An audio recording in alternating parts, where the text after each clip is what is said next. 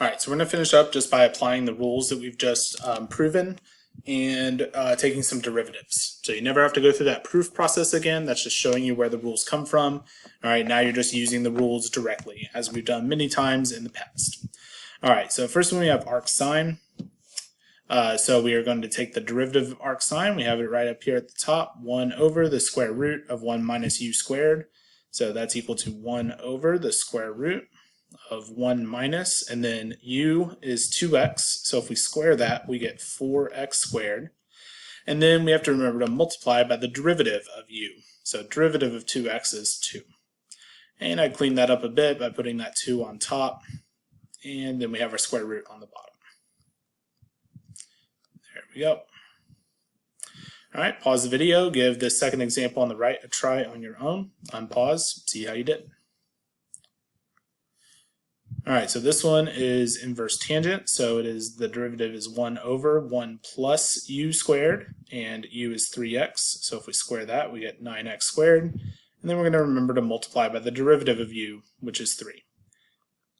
Clean that up the same way as we did the last one, putting that 3 on top, and we have our answer. All right, let's try one a little tougher with the u at least. All right, so this one we have an arcsecant. Arcsecant is usually the toughest one to remember just because it has the most parts, but we have it right there in front of us. So we have 1 over the absolute value of u, which is e to the 2x, times the square root of u squared. So if we square this, e to the 2x squared, the exponents multiply. So it would be 2x times 2, which would be e to the 4x, minus 1. And then don't forget to multiply by the derivative of u. Derivative of e to the 2x is e to the 2x. But then we have to multiply by the derivative of its u. So derivative of 2x, which is 2.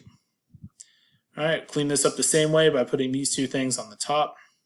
2e to the 2x. Since e to the 2x is always positive, you can drop the absolute value bars on that. And that will actually allow us to simplify because the e to the 2x's will cancel. And so we just get 2 over the square root of e to the 4x minus 1.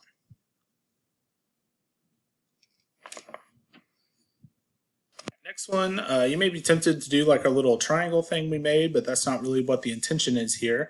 This is a chain rule problem. So you start by taking the derivative of the outside. Derivative of cosine is negative sine of the inside stays the same, of arc sine of 3x. But then you have to multiply by the derivative of the inside. So derivative of arc sine is 1 over the square root of 1 minus u squared. U is 3x, so that becomes 9x squared. And then you have to multiply by the derivative of that inside, which is 3. All right, so the sine and the arc sine will cancel out. So that leaves you with a negative 3x here. And then if we put the 3 on top, we get 3 over the square root of 1 minus 9x squared. And then, so this is f prime still. And then we can clean it up even further by multiplying that 3x on top as well. So negative 9x over the square root of 1 minus 9x squared would be our final result there. All right, last thing that they're going to ask us to do here is to write the equation of a tangent line. So classic problem, once you've learned how to find a derivative, you can make equations of tangent lines because the slope is the derivative at a certain point. All right, so we want to make a tangent line of this graph with an inverse trig function where x is equal to negative square root of 2 over 2. All right, so we need two pieces of information here. We need the y value at that x point, and then we need the derivative at that x point as well. So we can find the y value right away just by plugging in negative square root of 2 over 2 into our function. So that's 1/2 arc cosine of negative square root of 2 over 2. All right, I think we might have found that earlier, like one of our first problems from the first video. Arc cosine of the negative is going to be 3 pi over 4. That's where cosine is negative, is on the left side of the unit circle, not on the right side. So left side is going to be 3 pi over 4, and then we're multiplying that by the 1/2 in front. So that's going to end up being 3 pi over 8. So there's our y value. All right, now we need the derivative of this function. So f prime is equal to 1/2, and then we take the derivative of arc cosine, which is 1 over, it's negative 1 over the square root of 1 minus x squared. So it's the same thing as sine, except it is a negative in front. And we don't need a chain rule because our inside was just an x. Derivative of x is 1. You don't need to multiply by 1. All right, so this is going to be, now we really just need f prime of the negative square root of 2 over 2. All right, so we have 1/2 times 1 over the square root of 1 minus negative 1 over the square root of 1 minus negative square root of 2 over 2 squared. All right, we got some simplifying to do here.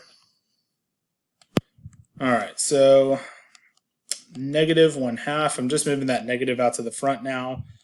This is going to be 1 over the square root of 1 minus, all right, negative square root of 2 squared is 2 over 4, which reduces to 1/2. All right, and then we can, that's the square root of 1/2, which is the square root. All right, I'm just going to do this.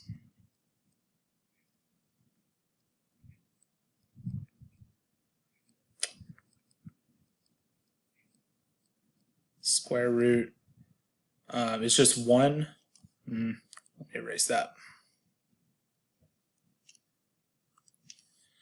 All right, so we have that, and then, so this is 1 over the square root of 2, just splitting that square root up. Square root of 1 is 1 over the square root of 2. And so 1 over that is the reciprocal of the denominator. So we end up getting negative 1/2 times the square root of 2, which is the negative square root of 2 over 2. All right, how about that? It's the exact same thing as the x value that we plugged in. All right, so we have our slope of negative square root of 2 over 2. We have our y value of 3 pi over 8. We're ready to write our tangent line equation in point slope form. So we have y minus 3 pi over 8 equals the negative square root of 2 over 2 slope times x plus square root of 2 over 2. Since our x was a negative value, the minus and negative turns it into a positive. All right, that'll do it. There's a worksheet attached for you to do some practice problems on this. I hope you take advantage of that, and I will see y'all in the next Google Hangout.